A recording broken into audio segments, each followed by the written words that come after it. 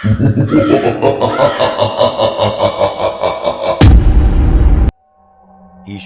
शिवांग और घिल्डी ट्रैकिंग के दौरान रास्ता भटक गए। शाम हो चुकी थी और पहाड़ों पर कोहरा उतर आया था।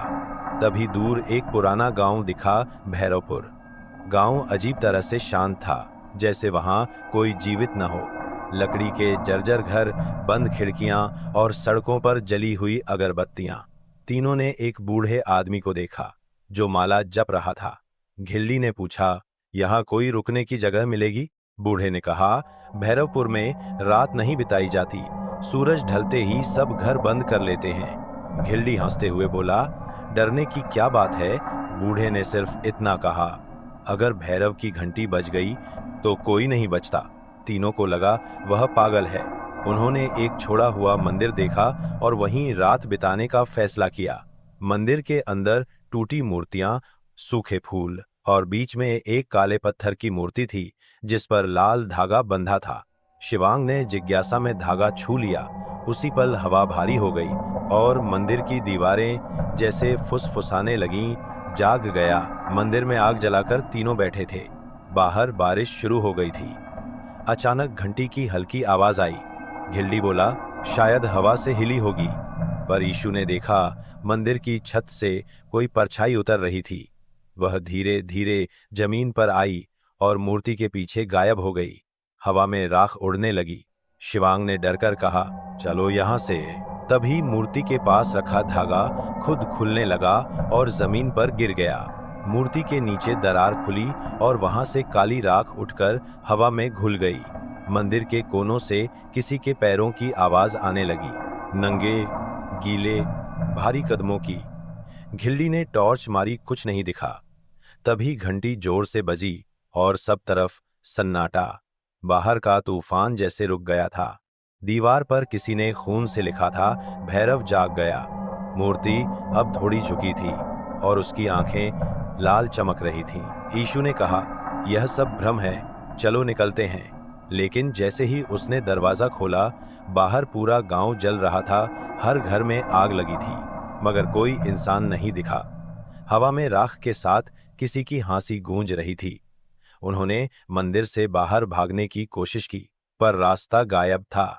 हर दिशा में वही मंदिर खड़ा था, जैसे वे किसी लूप में फंस गए हों। घिल्डी ने डर से कहा, यह जगह असली नहीं है।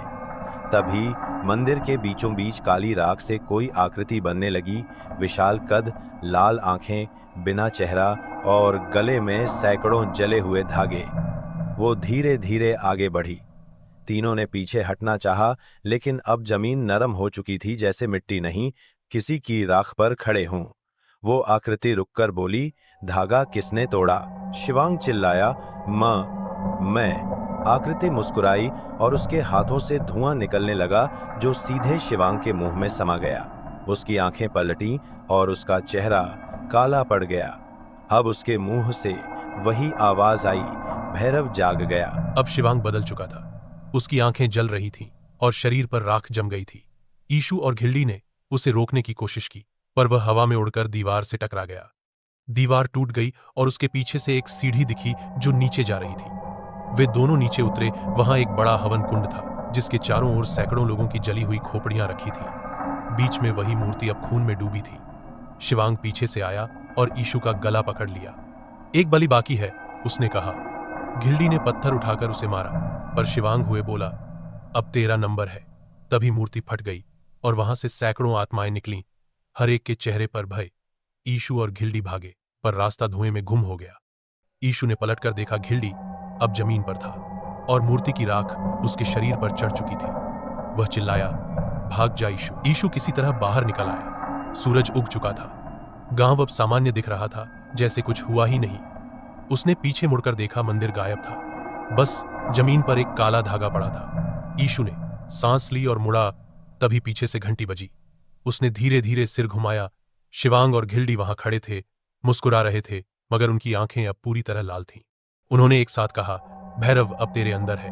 ईशु की चीख पहाड़ों में गूंज गई। अगले दिन पुलिस को भैरवपुर के मंदिर के पास 3 राख के ढेर मिले और उनके पास वही लाल धागा पड़ा था।